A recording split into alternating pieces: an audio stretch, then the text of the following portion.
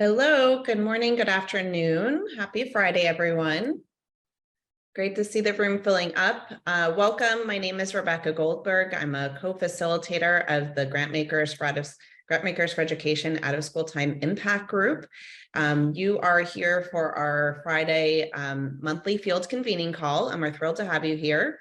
Our monthly field convening calls are open to everybody. So this is actually the only space for Grantmakers for Education where we've created space for funders and non-funders to come together and talk about field issues and engage in conversation. These started during the early days of the pandemic, and we're happy to keep them going. So welcome. Today, we've decided to talk about research. We haven't actually done a session on research really since these calls have started, and we thought it would be important to hear from some key researchers in the field, look at what are the trends, what is being studied, what isn't being studied, maybe why aren't things being studied, and pose some questions and suggestions to funders in the room who may be interested in exploring research. So I am thrilled to have our steering committee member, Dale Anglin, from the Cleveland Foundation. She's Vice President of Grantmaking and Community Impact, and she's going to be moderating our conversation today. So I'm going to hand it over to Dale in just a moment, and then we're joined by two researchers today. We might have a third coming in as well. We've got Deepa Vasudevan from American Institute for Research and Zakia from Child Trends. And then we're hoping Christina Knight will be joining us as well. So I am going to turn it over to Dale. Feel free to use the chat and introduce yourselves and provide your organization, your name, and your pronouns. And then curious, is there a seminal youth development study that has guided your work today? If you want to share, what type of research have you relied on? Do you go back to? Are you hoping for? It could be something that hasn't yet been studied, but curious just to get the juices flowing around how research has shaped your own work. And feel free to put questions in the chat throughout. So we decided we're going to stay in a large group, I think, today, but feel free to use that chat to engage. So Dale, welcome, and thank you so much for moderating today.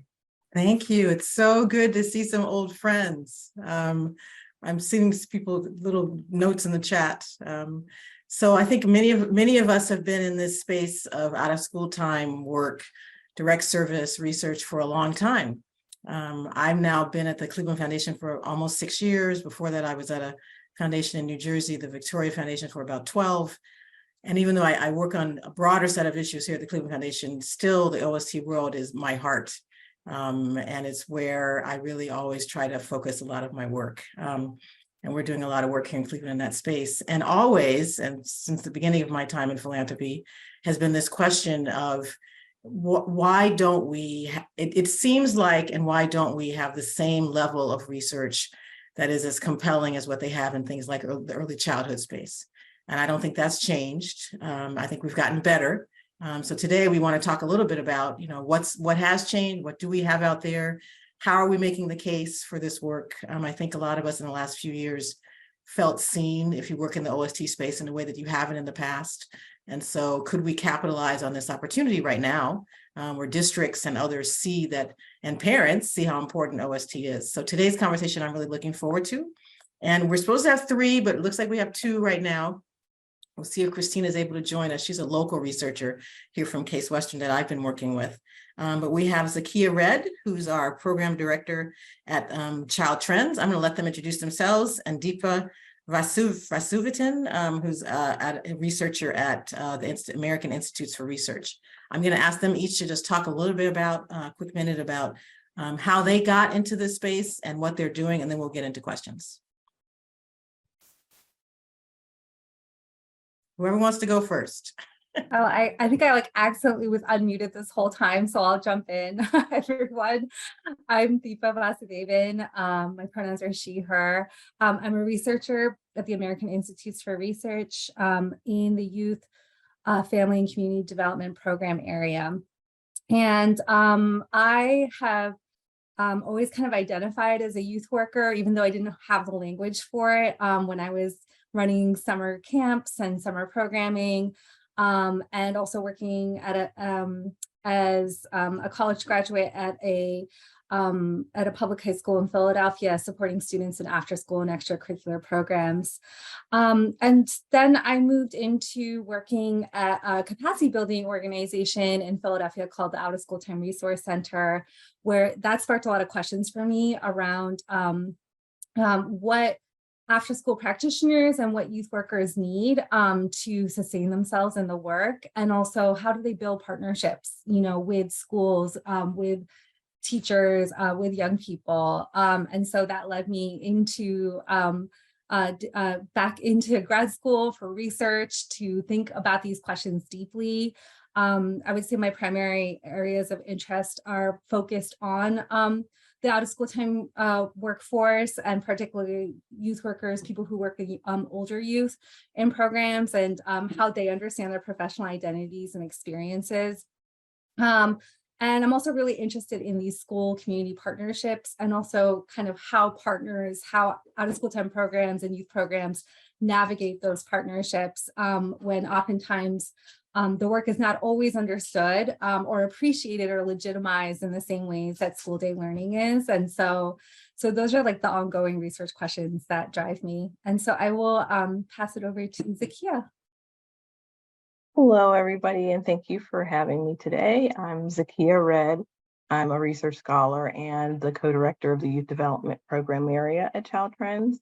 And I entered the field through a mix of what I'd say is lived experience, some role modeling, and luck or random circumstances. So I was raised by a single mother in Pittsburgh, Pennsylvania. So after school and summer programs were an important work for support for her and for our family.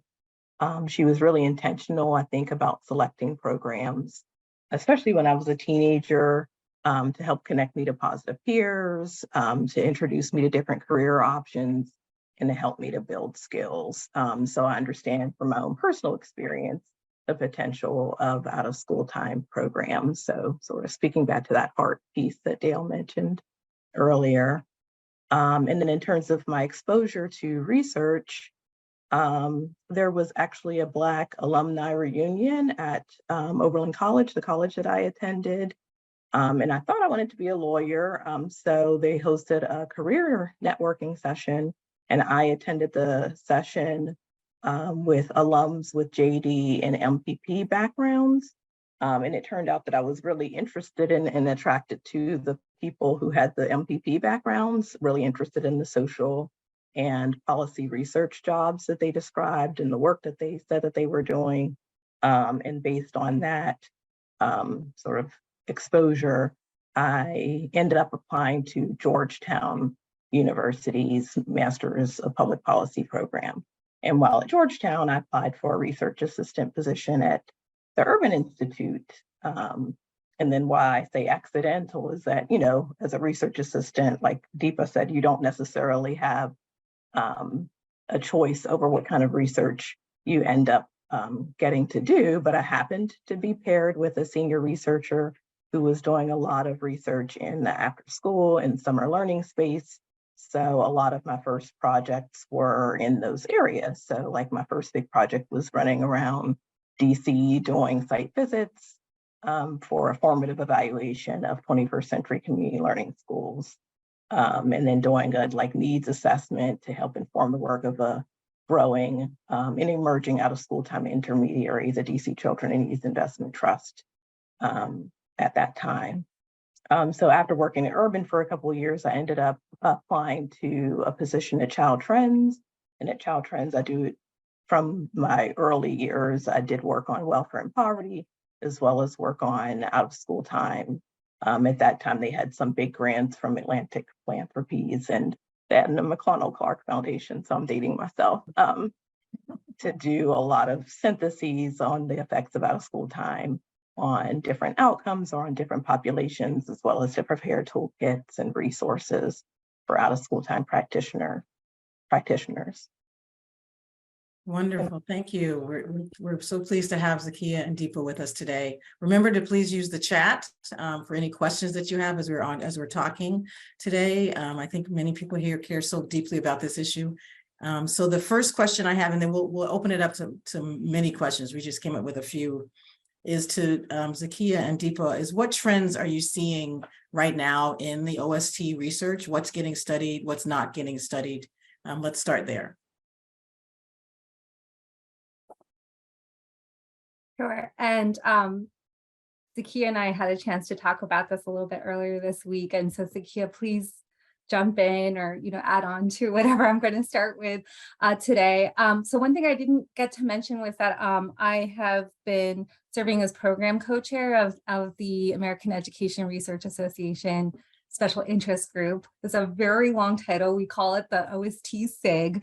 Like from that, we get every year research proposals, and it gives us like a sense of what's happening nationally and internationally around out of school time research. One thing I wanted to like name before I like talk about some of these trends is also that, the out of school time field, it's not always, I think everyone here knows, we're oftentimes talking about very different types of programs and types of activities, different age groups of population, so school age care or older youth programs, and also like content wise, like there's college access programs, there's arts-based programs. And so, when I'm thinking about the trends, like I like what I'm seeing in the work, we are still seeing these, content area driven research that's around STEM, the arts, social and emotional learning. But I think like what's also kind of exciting and new about these areas is how researchers are applying the learning sciences and thinking about what kinds of what are the different kinds of learning that happens when you have, for example, like a digital media program, or when you have, and also when you're working with particular youth populations. And so specifically thinking about historically marginalized and underrepresented communities, so Black and Latinx youth in STEM, and understanding sort of like how can these programs better support young people in thinking about careers in some of these areas. I'd also say there's like a lot of and I think that this, this session is a testament, is that there's a lot of interest about making stronger connections between out of school time research and practice. And so I'm seeing like more trends around sort of like how do we make more tangible tools for programs to think about their work. Recently AIR has been putting together a readiness toolkit for organizations to think about sort of like, well, what does it actually mean to change or implement some of the research that we're seeing in the field. I would say that the past few years, because of the pandemic, a lot of research is focusing on these, pandemic realities that we're in, and particularly like young people's mental health, and understanding how to better, researchers are trying to understand sort of like identify program needs and young people's needs within out of school time programs. And then there's a big emphasis right now on also thinking about issues of equity and access. Here I want to mention the work of some scholars who have been really kind of deepening our understanding of this. So I recommend you check out the work of Bianca Baldridge, who has been really thinking deeply about sort of like how do we push from just thinking about, oh, what are the program outcomes that matter, but actually what's happening inside these programs that reflect the realities of young people's lives, racism, classism. And so, I think that like there is, this kind of renewed emphasis in the field about deepening understanding about like what is happening in programs. Are young people truly feeling included and reinforced in their identities in these spaces? Or are they also feeling the same harm that they might feel in the school day around issues like racism as well? And then also to the more like historical part of equity, there's researchers like Jane Quinn who are, exploring the the origins of 21st century learning programs. And so there's also, exciting work that's happening around the workforce. And there's the Power of Us Workforce Survey. That's a collaborative research project to dig into what's happening with out of school time around the people who work in those spaces and addressing shortages and burnout and thinking about how do we better support the field. And then also like shifting away just from youth engagement to trends more to think about youth adult partnerships, right? And so how do we level up youth engagement to youth voice? And there's, you know, a lot of like new scholars who are deepening this work. And, you know, I recommend looking at the work of David Turner and Andrew Nelany, who are really thinking about sort of like how do organizations better support youth leadership and not just make it like a tokenized experience of saying like, oh, we had a young person come to this event, but really researching kind of like, what does it actually mean to cultivate these partnerships with young people?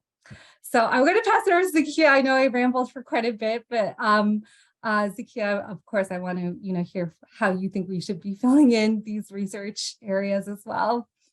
Yeah, no, the things that I was going to say, you said, so it's nice that we're really in sync. I feel like there was a heavy focus initially, the effects of after school programs on academic outcomes, and there was a shift away from academic outcomes. The school time programs are really more suited to focus on or to improve SEL, to support students' SEL outcomes. And there was a lot of funding and research in that area. And then I've seen cycles where there's been like multiple compendiums of research on measurement compendia or quality measures. I just wish that things weren't as cyclical. Like I think we need research on these things, STEM, SEL, on an ongoing basis, as well as academic supports on an ongoing basis, as opposed to these ebbs and flows. But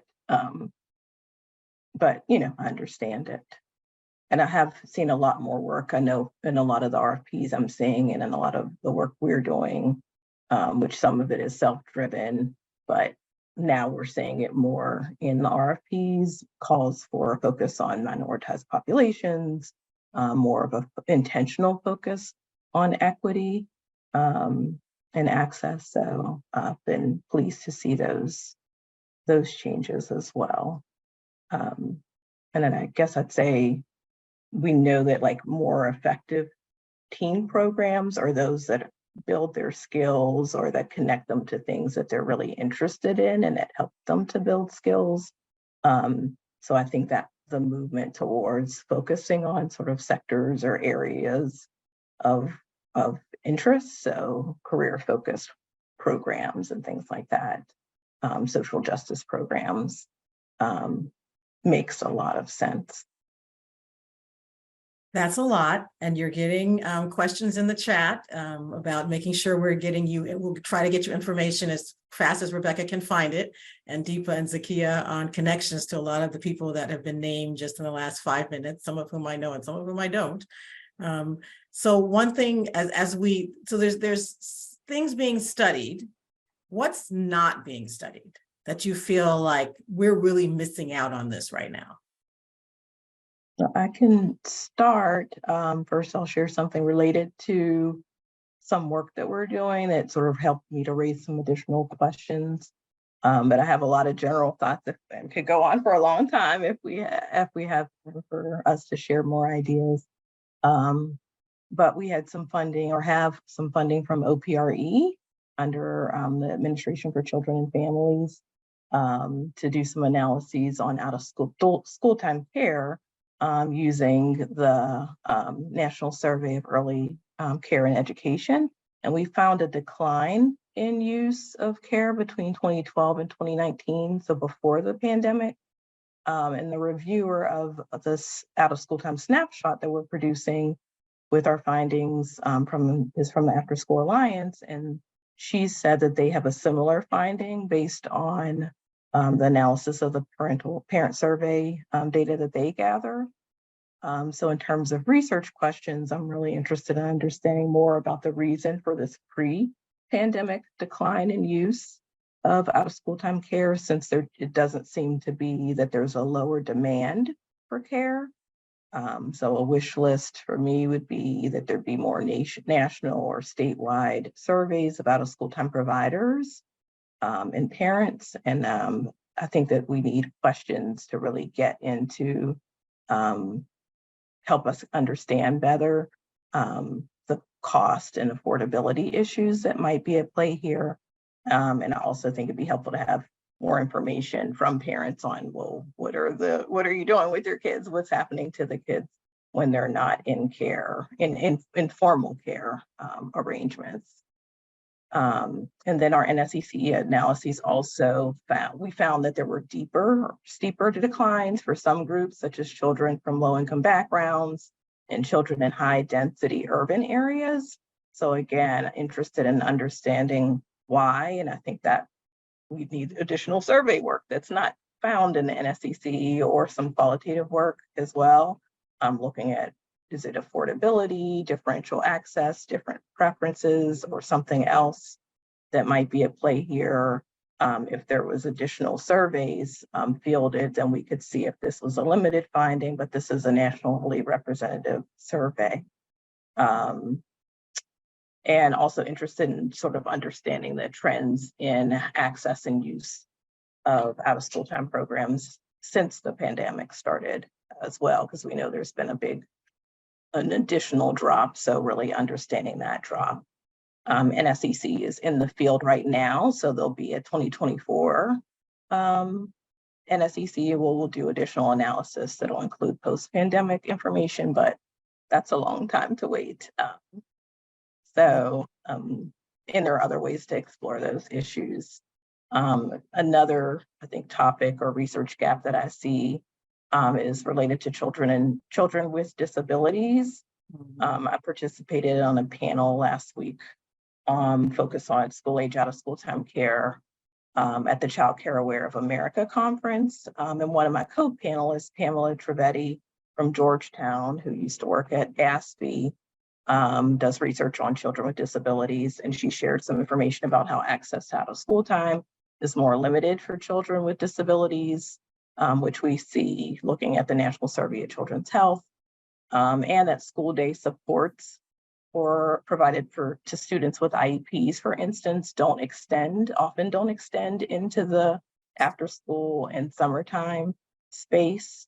And then we formed breakouts with the participants who came to our session, which was largely made up of child care resource and referral folks, and asked them about what information would they need, what are they hearing from parents, and that particular finding really resonated with them. They talked about how a lot of providers aren't willing to serve children with disabilities because they don't feel like they can adequately provide services to them, which to me suggests that there could be good use in a qualitative study, sort of highlighting programs and policies with strong inclusion practices, to highlight examples of what works, how programs can effectively serve students with disabilities, and how this is funded. And there were a couple of folks in the group who were like from Seattle, who said, oh, our state has strong inclusion policies, so we're actually doing this well. So I think there are some exemplars that could be studied that could hopefully be a model for other groups. We found that need when we helped support academic learning pods, and the OST groups were managing those pods, and who took advantage of those pods first were the kids with disabilities. And many of our people reached out immediately within the first week, not expecting that population to show up and needing help. So our foundation funded somebody to help them weekly with in real time professional development as the weeks went on. And then realizing, oh, this is a much bigger area that we need to focus a little bit on. We're still figuring out what to do in that space, but I totally see that need. Deepa, what about you about what's not being studied? And please keep your questions coming in the chat. Yes, Zakia, I just want to say, it's so exciting to hear like these different, how current research also sparks these ideas for sort of what we need to focus on, and what populations of young people we also want to lift up in this work. And so that also makes me think that, I think that a lot of really exciting youth engagement work happens in OST programs, and a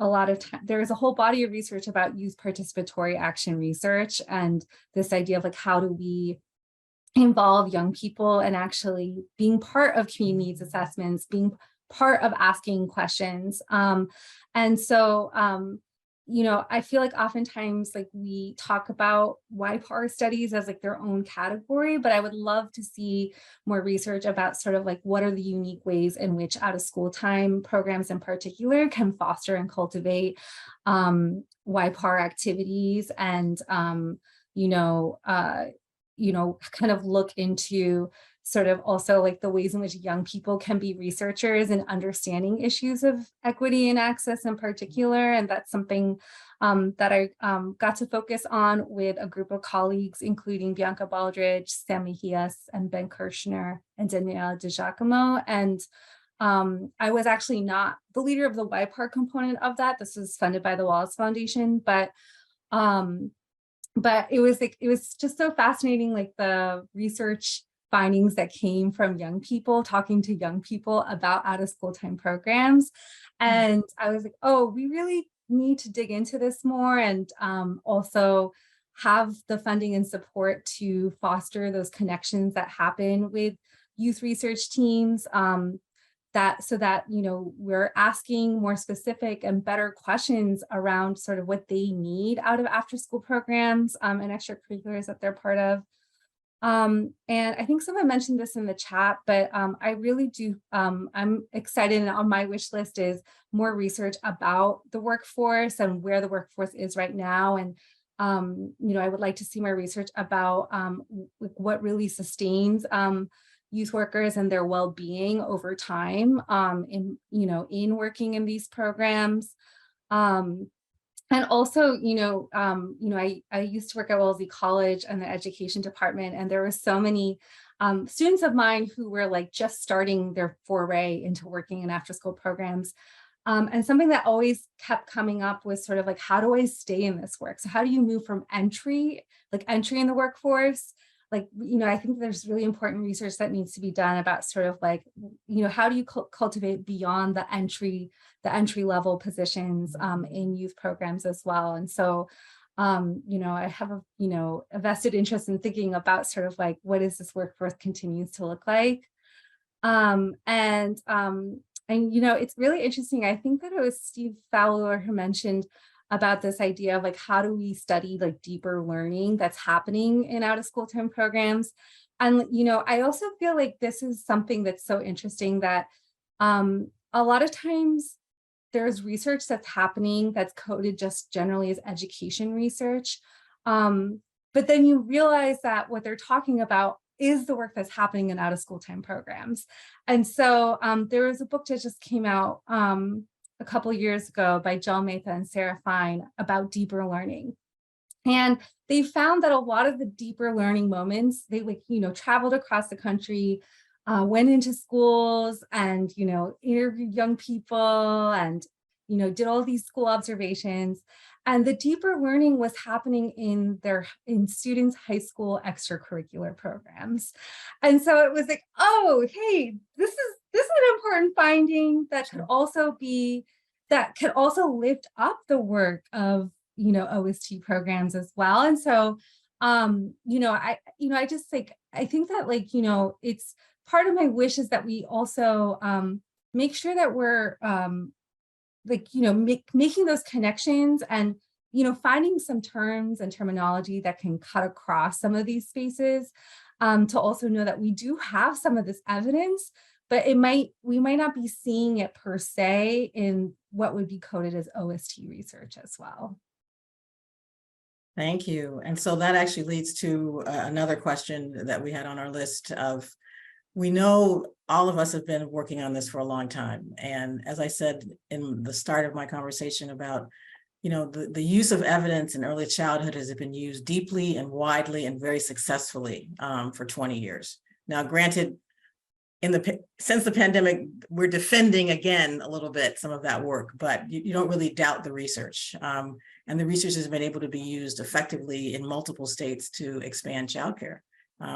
We're just kind of curious, speaking initially to you guys, and then we'll open it up to others, is why do we feel that, what do we need? Do we have enough research? It feels like we do from what you just described, but why is it not being translated into better policy, more scale, more money. What are we not doing right in this field to be able to share with policymakers and legislators and other donors to make the case for this work. I was even surprised, even sometimes in the pandemic, how we had to beg, borrow, and steal to get money for some of this stuff that it was so obvious that parents needed. Mhm. I can start and then Deepa can jump in. I think there's definitely a lot of research needs. Child trends for our early childhood development areas are by far our largest area within the organization. And there is a lot of funding available for research in multiple federal agencies that are just focused on childcare, like the Office of Child Care, OPRE, multiple state agencies. So we have a lot of state partnerships, do a lot of QRIS quality rating improvement systems studies. And then there's a large number of federal TA centers focused on early childhood workforce, school readiness, and related topics, some focus just on measurement, on research, and then on access and things like that. And then early childhood is a major focus for a lot of foundations as well. And doing this, like the NSEC analyses, the NSEC analyses we did were from 2012 and 2019, and they hadn't been analyzed. So there wasn't funding put out there to analyze those data.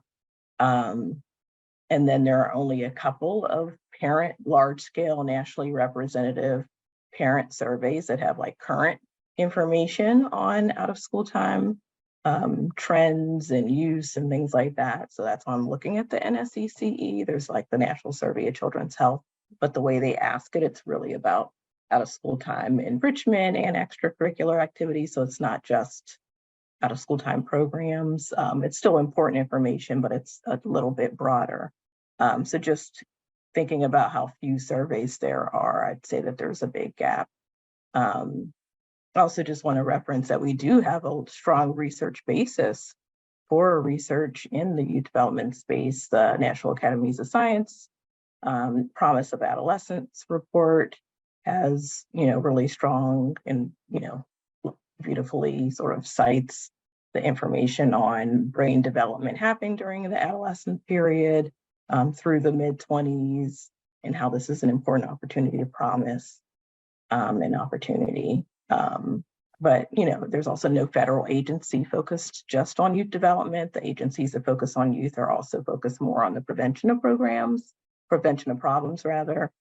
So like juvenile justice, child welfare, or teen pregnancy, or what a lot of the RFPs for research and TA are really about. And they might say, we'd like you to have a PYD focus, but there's not just straight like out of school time research. ASPE puts out some every now and then, but not as much.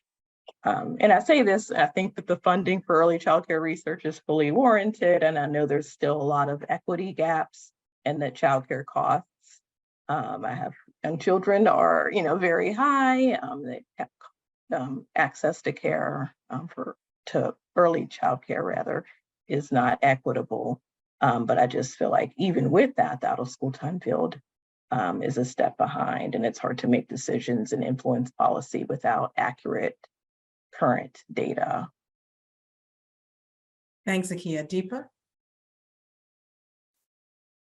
Zakia, I completely agree with you about sort of like the ways in which we have both local and federal infrastructure that's more focused on, on childhood and early childhood. And we don't have that.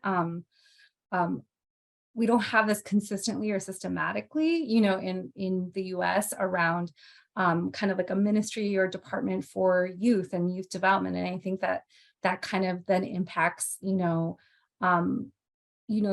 the kinds of research that is happening about older youth, and also like who is funding it. And, oftentimes I do think that when it's like, what are we calling this age group, right? Like the middle school, high school years. I know that there's more funding right now that's research about opportunity youth and like thinking about like, 21 and those sort of transitions for young people ages 21 to 25.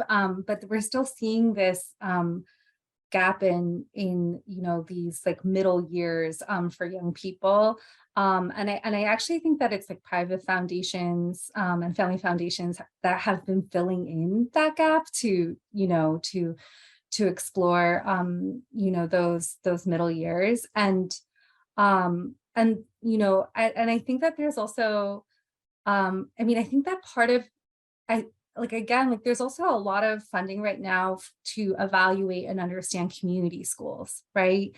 And community schools, again, like I don't, for me, I'm like, oh, community schools, that means there's wraparound services with lots of different after school program opportunities and social services that are connected to each other. But how do we also lift up, like, what does a community school look like for middle school and high school students, right? And, what kind of could there be funding that really looks into that kind of OST program model?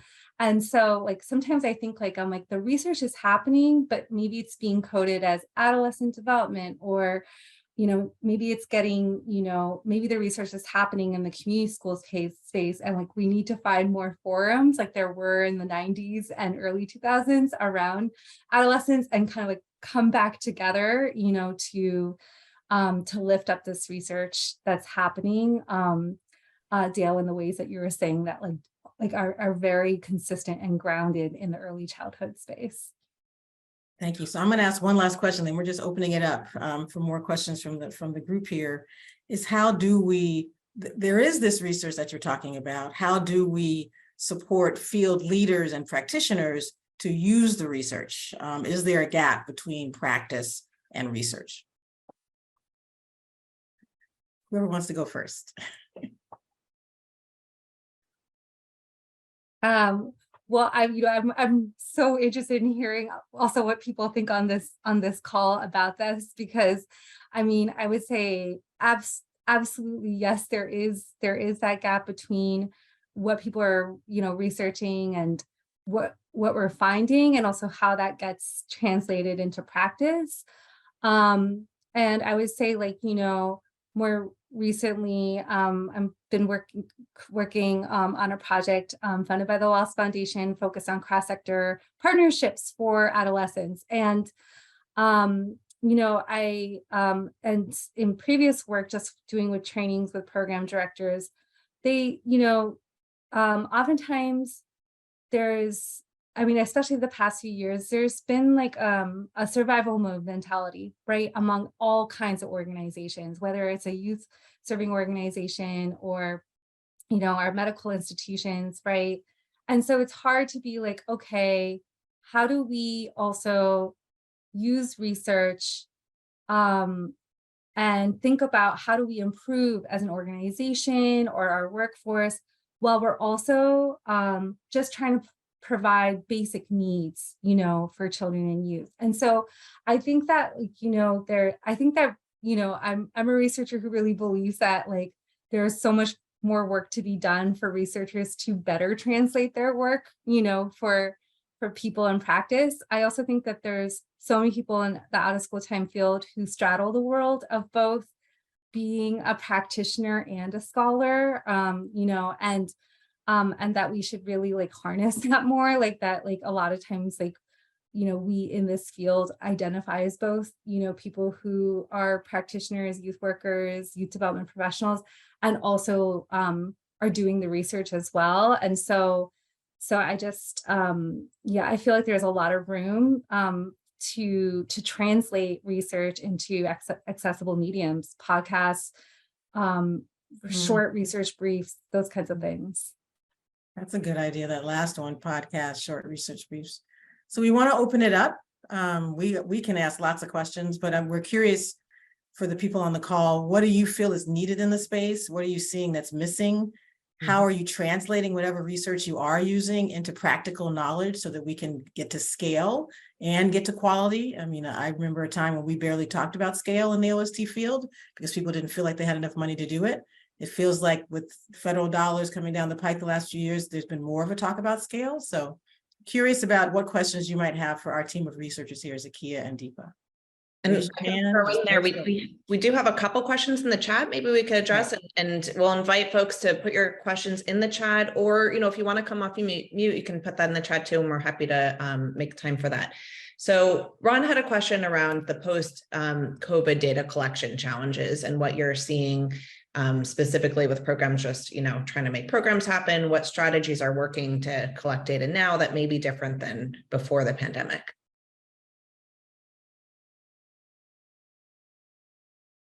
I don't know if Deepa or others on the call have thoughts, but I didn't want to have like a laundry list of research needs, but that was one of them. Like there's a lot of staff burnout, staff wellness concerns, high staff turnover, and we know that having strong retention is important to program quality because those relationships between staff and children make a difference in aiding in in promoting those better outcomes for kids, that it really happens through those connections with staff. So if staff are constantly turning over, then that's going to affect program quality and young people's experiences in those programs. So I think it's really important.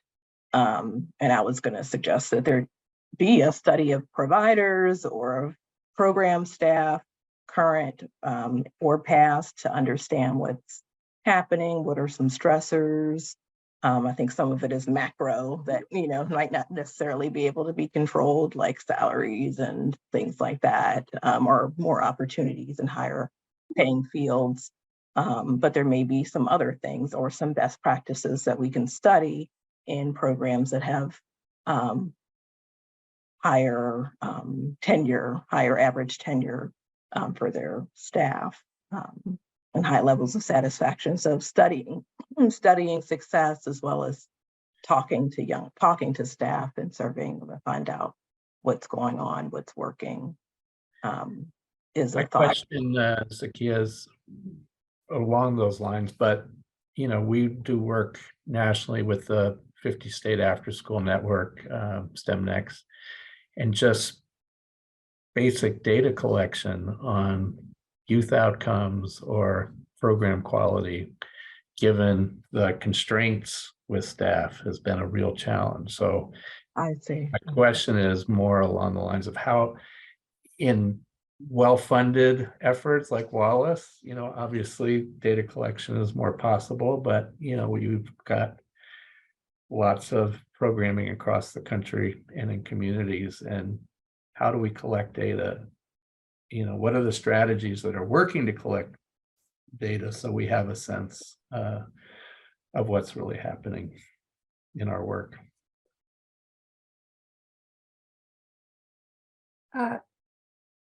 Anybody can answer that. Not just Zakia or Deepa. Yeah, I'm also, you know, I'm so curious to hear how other people, I know that a huge issue, and I'm working on some research with state after school networks, Ron, and a big thing that has come up is they're like, no one wants to fill out another survey, right? Like there's like a lot of survey burnout right now. And like, that's hard because, you know, I'm thinking like there's like a really important after school alliance survey that's happening right now about like, it's like the final in a series around kind of the impacts of the pandemic, right, on organizations, but also like for direct staff, like, you know, I do think there is, you know, this burnout around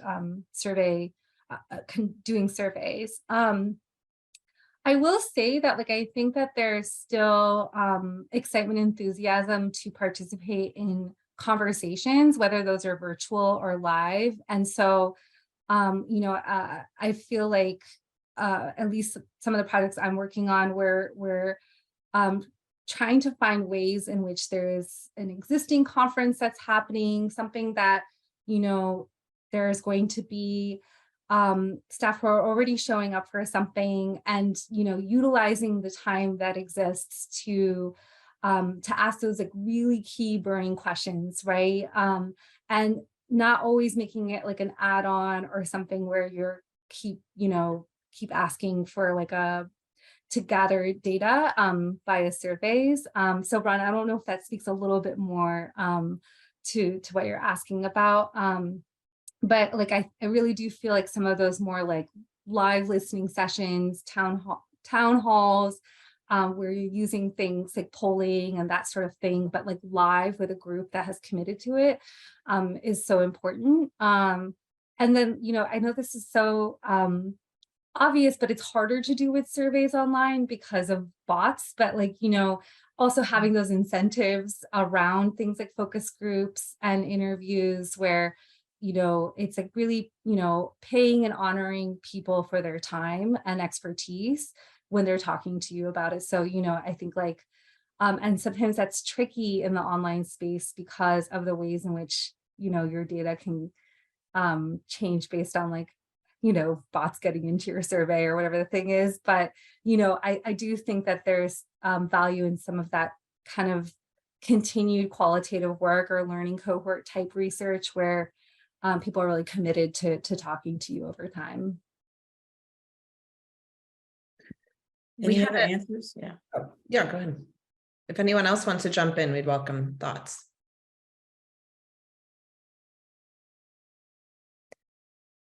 Okay, feel free to share other ideas and suggestions in the chat. I did want to raise up a question from Elena, and I don't know if Zakia or Deepa have a sense for this one, so if others have answers, please contribute. But she was asking about other types of staffing shortages, in this case, bus driver shortages and the impacts on young people and their families. Curious if you've seen any studies on these types of labor shortages, or anyone in the group too, could please jump in.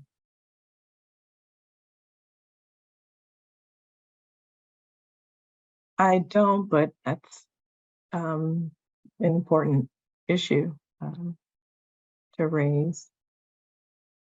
Well, we've I know definitely in in the Cleveland group seen that the bus shortage, the bus driver shortage, and it definitely impacted. I mean, we tried to have more OST programs in schools the last few years with the ESSER dollars coming down the pike. Trying to see if we could be able to maintain that, but the bus driver issue definitely impacted a lot of different things. Getting kids to school, getting them to OST programs. I mean, it's definitely been, I think it's gotten a little better toward the end of the school year, but I'll be curious how it opens up for next school year.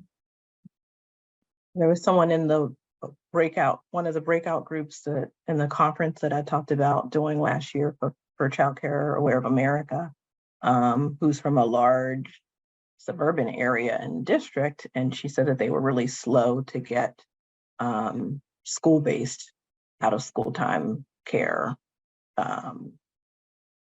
back up and running. So she was sort of curious about that lag. And so difficulties with buses would therefore exacerbate that problem for the kids and for the children and for their parents, of course. Okay, so we've definitely highlighted a need. There was another question from Holly, a good one around building research capacity for the field. So thinking about more youth voice opportunities, but also how to get new researchers, young researchers, researchers of color, folks with proximate voices and lived experiences into the field, if you have any ideas.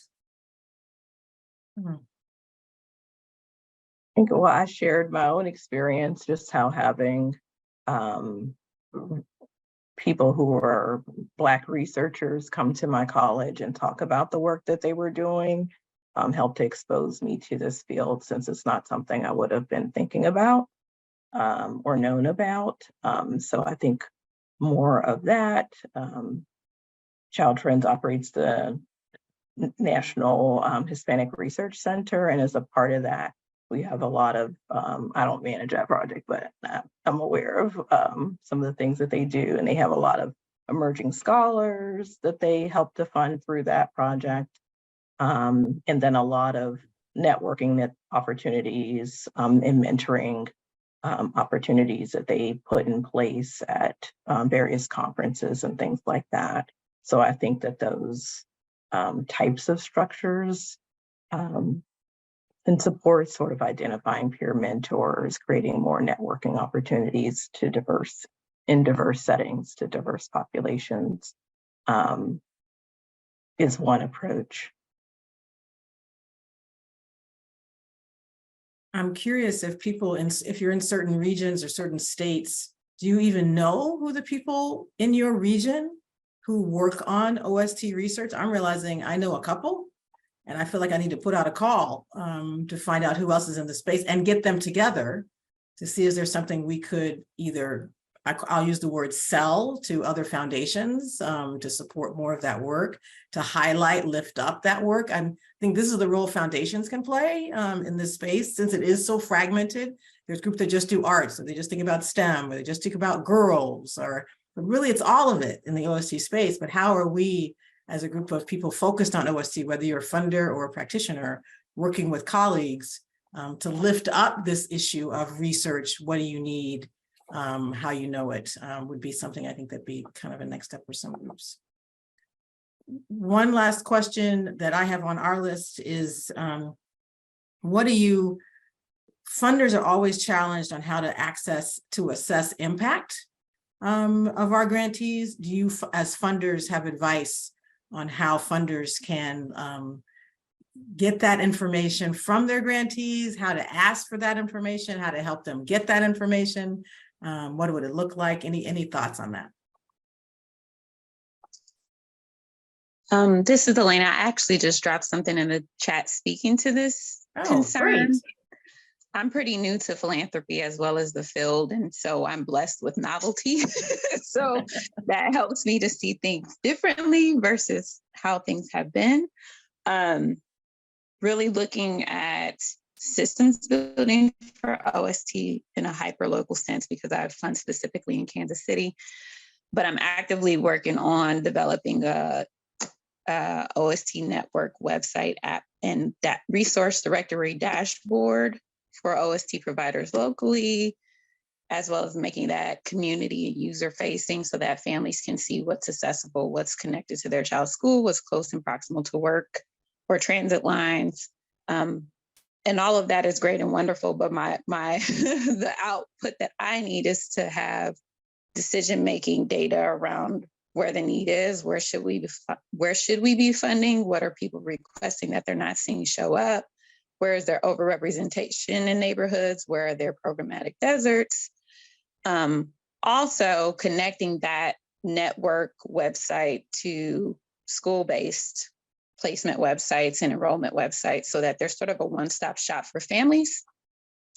And my long-term goal is to make OST data and school-based data seamless. I put up a policy that I come across recently in the chat about connecting statewide longitudinal data systems for K-12 to workforce dashboards, and there's federal funding for states to build those.